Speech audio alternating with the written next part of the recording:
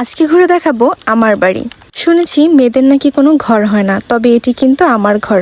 আসসালামু আলাইকুম everyone, it's me Tuhi Hossain from Beauty Notes by Tuhi. আজকে আপনাদের আমি আমার সাথে নিয়ে যাব আমার বাড়ি। কে বলেছে মেয়েদের ঘর হয় না? যার বাবার শুধুমাত্র কন্যা সন্তান আছে তাদের কিন্তু নিজেদের ঘর হয়, যেমন আমার ঘর। আমার বাবার যেহেতু শুধুমাত্র মেয়ে, তাই কিন্তু এই ঘরটা আমাদেরই। কারো অধিকার কম বা কারো অধিকার বেশি এরকমটা কিন্তু না। এই যে দেখুন, কথা বলতে বলতে কিন্তু পৌঁছে গিয়েছি। আল্লাহ করছিলাম যাতে বৃষ্টিটা না হয়, কারণ আমরা গিয়েছিলাম মূলত ডাব পাড়ানোর জন্য।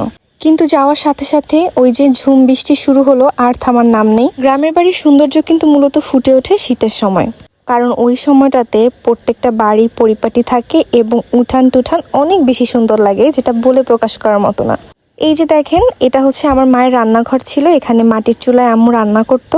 রান্নাঘরে রান্না করতো মূলত বৃষ্টির সময়, এবং বাহিরে যেই জায়গাগুলোতে এখন সবজি লাগানো, কলপাড়ের ঠিক পাশে সেই জায়গাটাকে চুলার পিঠ বলা হয় গ্রামের ভাষায়। সেখানে রান্না করতো শীতের সময়।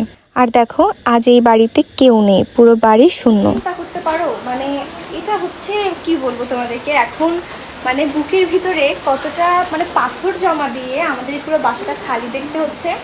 মানে এটা খালি দেখার কথা না, আমাদের বাসাটা কিন্তু ফুলফিল, মানে সবাইকে, মানে সবাই একত্র এরকম একটা বাসা।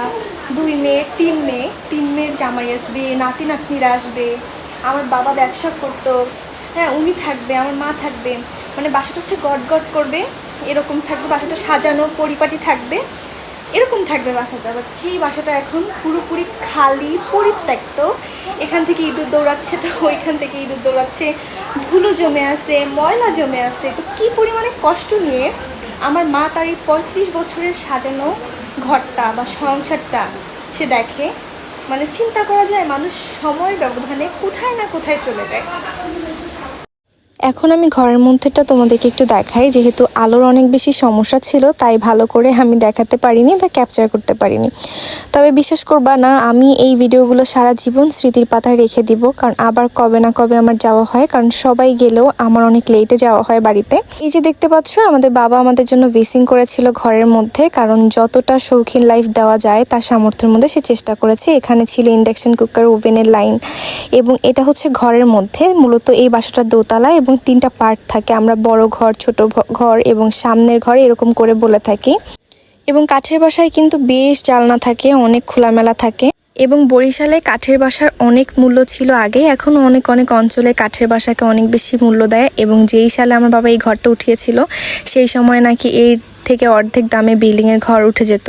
এবং আজকের উপরটা দেখাতে পারলাম না, আমার সব থেকে পছন্দ ছিল উপর। আর এই যে লিচু গাছটা আপনারা দেখতে পাচ্ছেন, এটাতে প্রচুর লিচু হয়। এটা আমার দাদু লাগিয়েছিল এবং আমাদেরকে দিয়েছিল, আমাদের জায়গার মধ্যে পড়েছিল। তো এটায় অনেক লিচু হয়, আমরা সবাই অনেক লিচু খাইতাম এই গাছটা থেকে। তবে এই বছর আর আমরা কোনো লিচু পাইনি।